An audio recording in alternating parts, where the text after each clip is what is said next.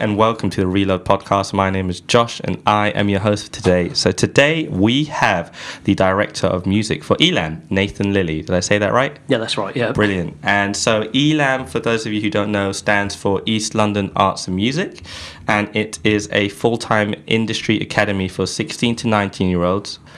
This is going to be a handful interested in pursuing a career in music, film and television production, game design, or music and media promotion. Yeah, that's right, yeah. Sweet. I was like, okay, I have to make sure I have to get this right.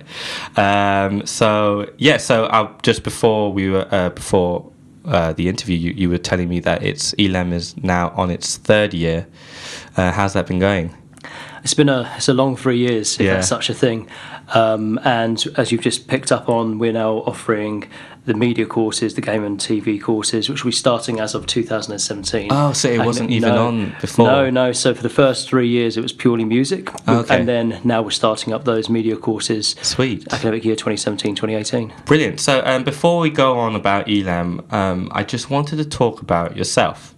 Because, as I mentioned just literally 5 minutes ago, I was very impressed with your CV. And now that you told me that it's 3 years out of date, I'm like wondering what on earth, what else do you have on that CV of yours? So I'm just going to briefly go over it. I'm sure you don't like this. Cringe, yeah, that's okay. Yeah. So you mastered the drums at 12. Yeah, I started playing when I was 5. And then did my grade 8 when I was 12. And you did a grade 8 in Guildhall? Yeah, Guildhall, yeah. That's impressive. Wow. Pushy parents. And then for some reason you were like, oh, you know what? I'll move over to piano and bass. So I don't know, what level did you get to with piano and bass? I got up to grade 4 on piano, and then bass I just self-taught. Like Nice. So many people nowadays, it's just pick it up and play it and learn off YouTube and see what you can pick up. Exactly, I learn everything off YouTube. Yeah, it's the best way. So are you classically trained for both piano and drums? Yeah, I would say so, yeah. So you can sight read? I can sight read, yeah. That's impressive. I've always thought... Don't test me. I've always thought sight reading is so amazing. It's just another language. Oh, yeah, definitely. And it's also something that people need to do. Something that people need to do. You get thrown into a session, get thrown a piece of music, it's like, play that. Saying that, I do know quite a lot of successful sessionists who play by ear, but I've always said you still need to fall back on sight reading. Of course, it's there's going to be a situation when you don't need half the skills you learn in life. Yeah. But there's also going to be another situation when you do. Yeah, and if you've missed out on that, then that's a problem. Yeah, so true. Okay, so back to your CV. So you've toured the UK with various bands? Oh yeah, just some bands when I was young, just sort of in the alternative rock scene back in the day, and supported quite a few sort of bands that have made it famous nowadays, which is good to see. Lovely. It's good to see small bands make it. And so on top of the drums, piano and bass, you decided to get a degree in sound engineering. Yeah. I mean, who does that? I was one of those weird kids that instead of getting, Power Rangers and Teenage Mutant Ninja Turtle toys, I had like this thing called Electric City, which literally was cables and wires and capacitors and you name it. Yeah, I love it. That was my toy when I was 5 or 6, and I was like fixing TVs and random things like that. It was all about electronics for me, and then moved on to sound. Nice. So, and then I'm like fast forwarding, then you became the director of music for Elam.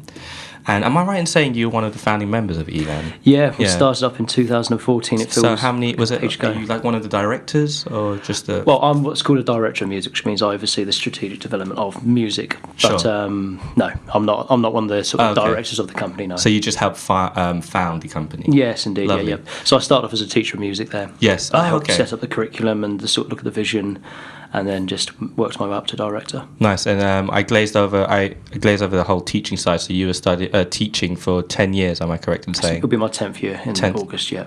Lovely. And what were you teaching? I've been teaching music and music technology for the last 4 of those years. Nice. At college level, just in Tottenham. Wow. Impressive. And is it all right to let everyone know your age? Yeah, if you want. Yeah. Go for it. So at the age of 31. You've accomplished all of this, and I'm missing out of 3 years more of other experiences. So I'm very impressed. Again, when I looked at your bio, I was like, wow. I was just very interested to see these accomplishments. So I'm sure you're just being very humble right now, and you don't really care.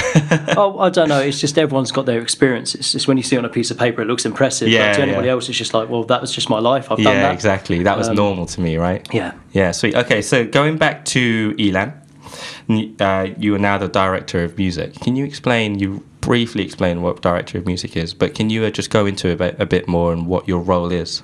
Yeah, of course. So the concept is I run one of the sort of biggest post-16 departments offering level 3 courses where students come in with the aim to be successful in the music industry, and it's my job along with the team to make sure that we prepare them as best as possible in a range of skills, give them a range of experiences, so that when they leave, they're in a better position to do so.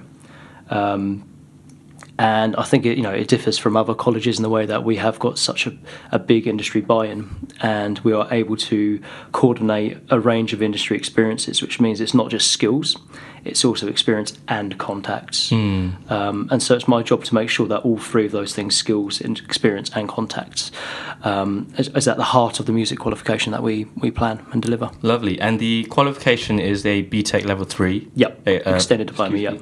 Which is equivalent to 3 A-levels? Yeah, that's correct, yeah. Sweet. And it's a full-time 2-year course? Full-time 2 years, 5 days a week, yeah. Nice. Oh, intense. So on the website, I was going over it, and it said somewhere that we firmly believe that this is the music course for anyone who wants to work in the music industry. Now, I wanted to get your take on that and explain to our listeners why you think this is true and why you think your music course is the music course to go to.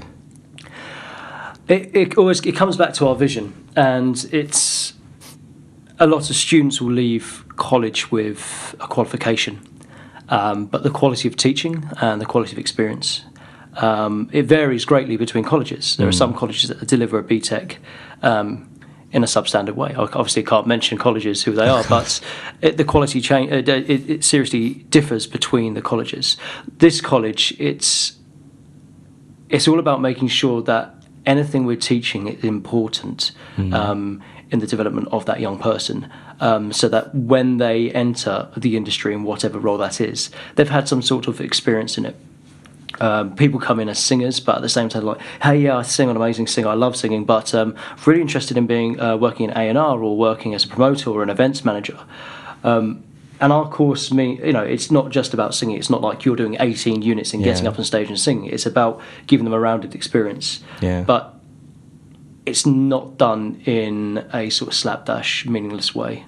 It's done with industry involvement throughout. Lovely. And with real life experiences. Yeah, I think so many people are just so focused on the glamour of being a singer that they forget that the music industry is massive and that there are different aspects to being to the music industry. There are A&Rs, scouts. So for example, we got a lot of producers who come in, or people who write instrumentals, and they're focused on writing something for an artist. But they don't realise that being a musical producer has so many different outlets and so many different ways of essentially making money. That's what people want to do. They want to make money off something they enjoy doing. Yeah. And so producers don't realise that they can go off and make money for TV, for film, for adverts. They're so fixated on that one thing, which is commercial success. Yeah. Whereas actually they don't see all the different areas where that music can go to. Yeah. It's the same with singers. It's the same with any profession. We try to just open their mind to the different avenues they can go down. Yeah, and what kind of avenues, can you say what kind of avenues off the top of your head that you make them aware of? Well, gosh, there are so many, that's the problem. We have essentially 17 different units which help them go down different avenues. Sure. Some are more sort of industry focused, such as the business behind it. Some are more about the practical skills, the production skills, songwriting skills. There's so many different avenues they can go down. It's quite hard to sort of just go. Yeah, of course. But some of our students that have left have gone off to work, for example, BBC. Brilliant. Some have gone to work off for marketing companies, managing the Twitter accounts for some famous artists. Nice. We had a couple of students, or one student who's just got a publishing deal with a major label.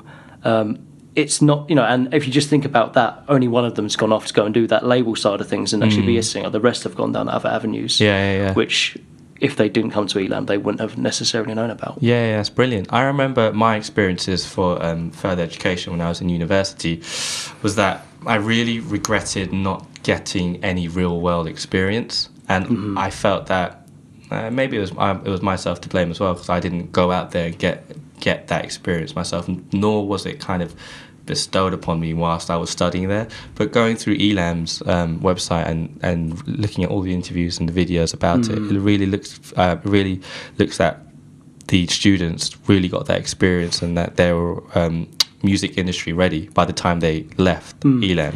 And you've picked up on a point where you're right. At university, you've got to do a work experience unit, and it's almost just like, okay, here's your qualification, and here's a gap for you to fill in. Yeah. Go and do it, and it's quite a scary thought. Going, okay, now I've got to go and contact someone in the industry, and people don't know where to start.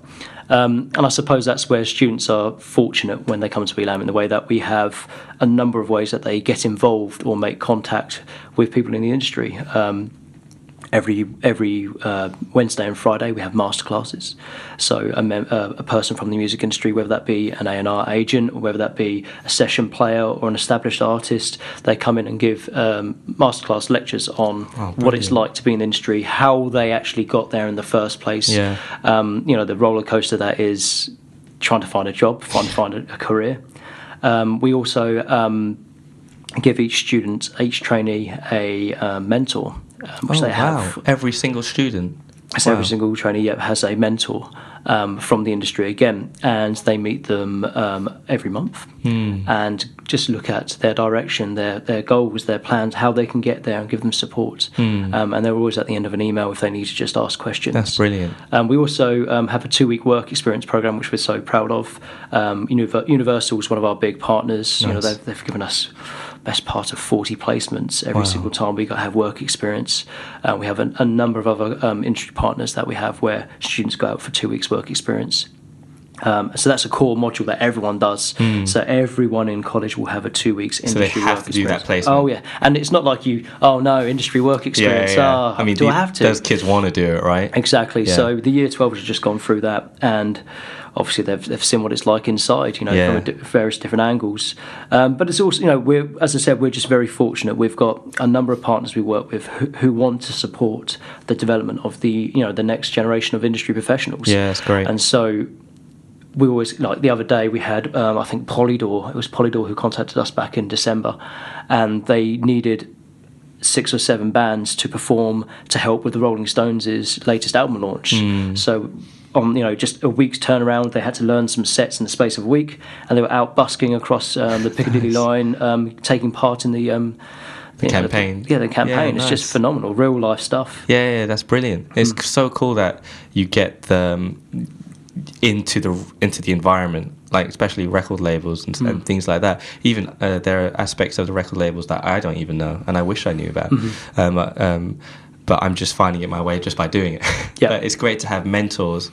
I noticed that you call them trainees and not students. Yeah, trainees. Yeah. Again, it's the concept of training to be an industry professional. Nice. There were students at school, now they're trainees. Yeah. Because if they can leave at the age of 19 and get a job in the music industry, then we've done exactly what we set out to do. They were trainees. Do you have any statistics over these 3 years and how many people have moved on to jobs, or do you have any success stories that you can tell us? All the statistics are on the website. Yeah. Some success stories, we had a student called Millie Toomey who secured publishing with Sony after her first year. So she's now, her name is Gurley, so she's taking the underground scene by storm at the moment. Nice. Jess Onagonagweki went on to work for BBC. We've had a number of students, as I said, go and work for marketing companies. We've got obviously a lot of students go off to university as well. So we had 45% went on to university to take their learning further. A lot of our students have thought, you know what, let's put university on the back burner for a year.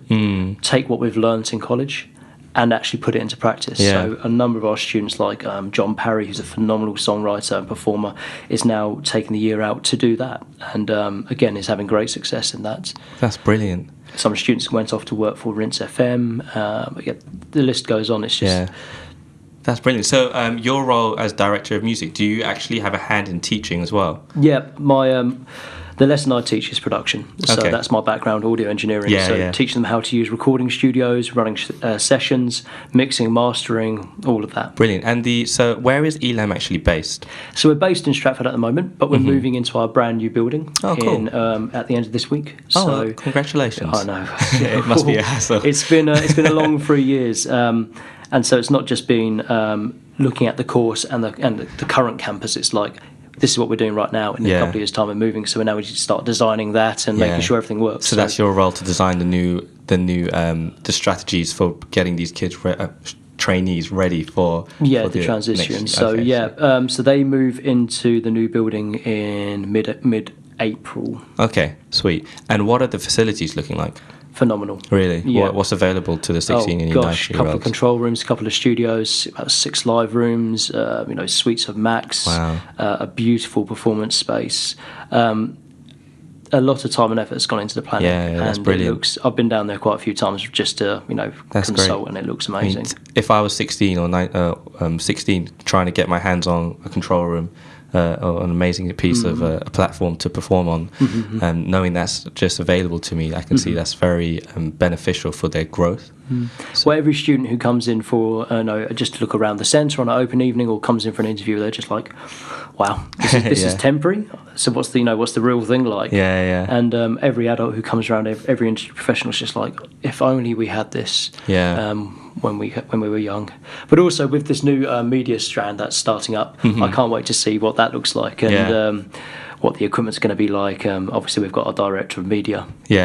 On top of that, so that's going to be interesting as well, and see the partnerships we create between Sweet. music and media with music videos and writing for their projects. It's going to be fantastic. So different courses are going to be working with each other. Yeah, of course, it's the best way. It's one of our values. Collaboration is really important. Yeah, definitely. That's brilliant. Yeah. So with the I keep saying students. I want to say trainees now. So with the trainees, how many attended for last year? So how many do you accept in? We accept 75 in a year group. Okay. And no more. So we have 150 in the music program over year 12 and year 13. Okay. And the same for digital media. I see. 75 Is there a to 75. specific reason why you chose that number? It's what we've been set up to do. We didn't want to be too big. 75 in one department at post 16 is quite big already. We looked at other schools, other models, and thought, okay, what works for us? The other thing is, it's not just the music program or just the media program in their timetable. They all have to take an English qualification and a maths qualification. Okay. So their timetable, instead of being 16 hours, would be more like 20 at least. Interesting. I remember seeing a video somewhere and they were interviewing a teacher for maths.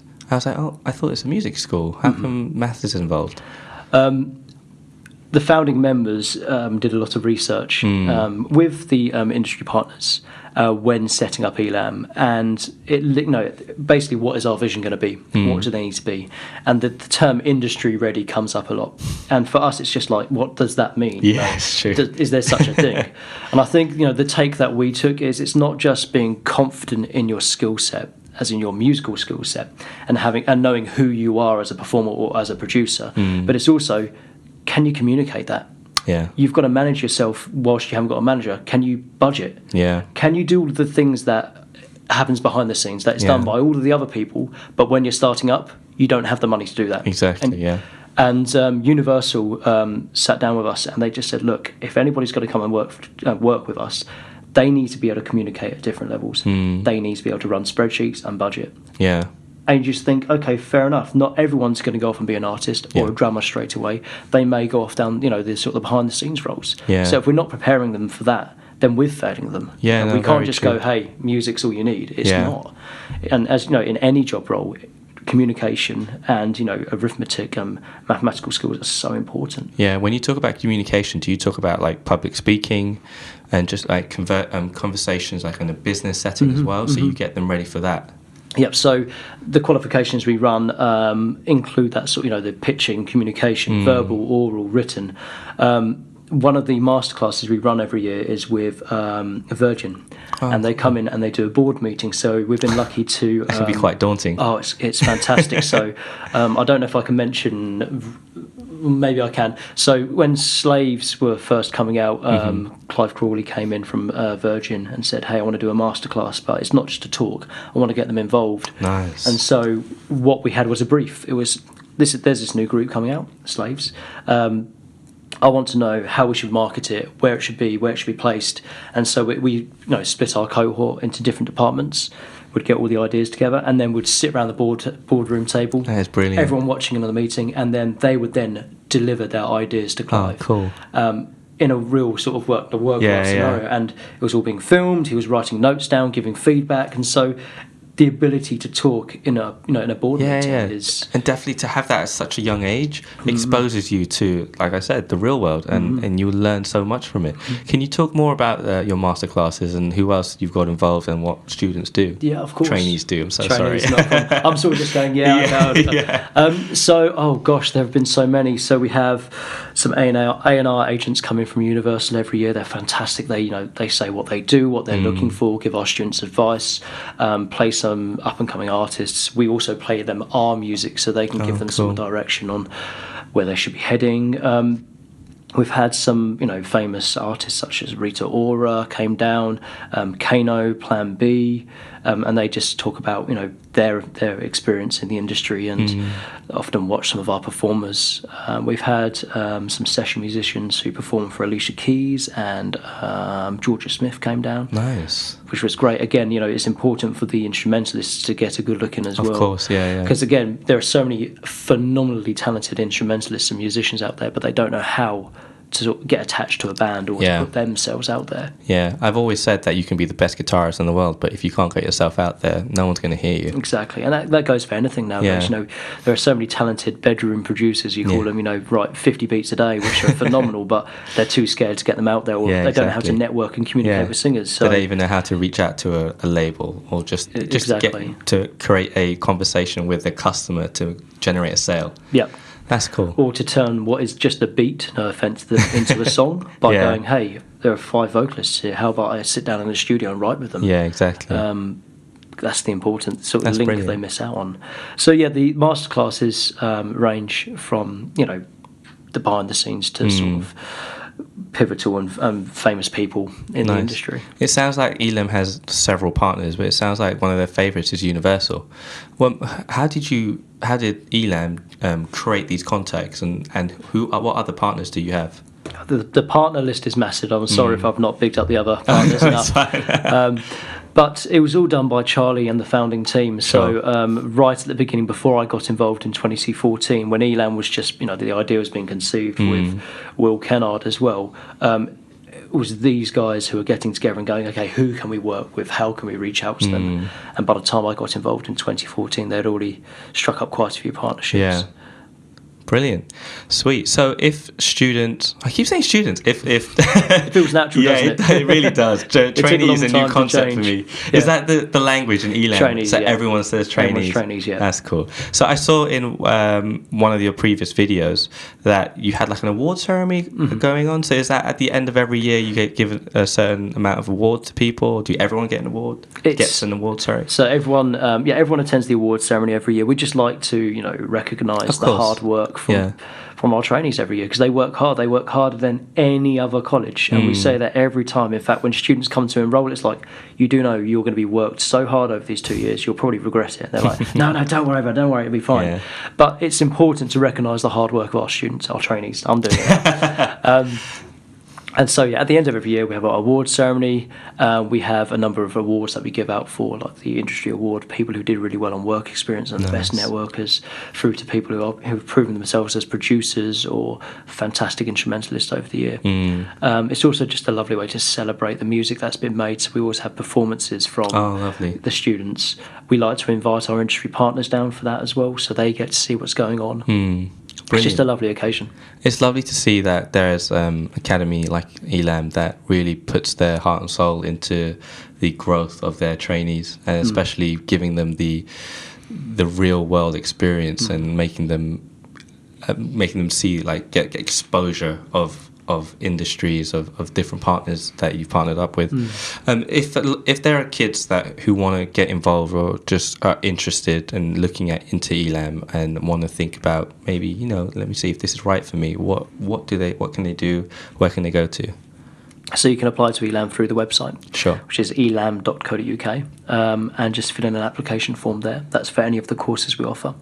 And then we bring you in for audition, for an interview, and for a group task. Oh, interesting. That interview process and the audition process, can you talk about it? Of course, yeah. So we always require a solo performance from a prospective trainee. Sure. Solo performance, if, let's say, they're just a guitarist, do they need to do vocals? Absolutely is it fine, just guitar. Okay, exactly. Cool. It's just, what is your talent? Can we see it? Sure. That's what we like to see. Nice. We have an interview, which is obviously I can't tell you the questions, but it's Yeah, of important course. to know about your history, about your ethos, about Yeah. your beliefs. You know, we're not as selective as many colleges. You know, we're not looking for the 4 A stars or 5 A stars. We're looking for a decent set of grades. We're looking for people with the right attitude. Yeah, I think people who are reflective. That's important. Yeah. Exactly. You can get the most fantastic drummer come into Yeah. audition, but it's like if you don't want to learn, Yeah. then I'm sorry, the doors aren't open for you. Exactly. And so we're always looking for the right attitude. And then the group task is just seeing how well you can actually work with others, because working in the industry is about working with others. Yeah. And it's the ability to be humble, to listen, to chip in, to feel confident in your in your thoughts and in your ideas. And Yeah. so the group task is really important. Sweet. So in terms of applicants coming in, how many do you turn away? Because I know that you said you've got a cap of 75. Gosh, I'm looking at about 500 applications a year. I think it's great that you do 75. You keep it such a relatively low amount of number of trainees, because so you can dedicate more time with the trainees. But cool, that's very interesting to see that that not everyone can make it. It's not a case that the college will just say, the academy will just say, yeah, you're in.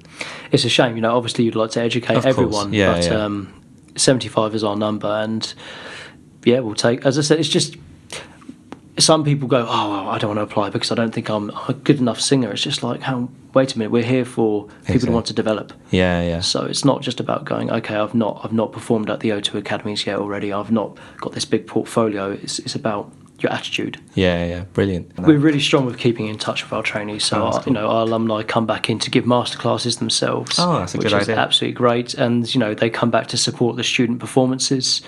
We had our Year 13 events the other day where. So one of the big units in Year 13 is putting on an event from beginning to end. So what's the concept? How are you going to market it? Who are you going to get to perform? What venue you're booking out? So all of our students book out a London venue, which they fundraise for themselves, and it's completely done by their team. Nice. So we had we've actually got one tonight and one on Wednesday. This one's at Nambucca in Holloway. Sweet. We had one at Hoxton Bar and Kitchen.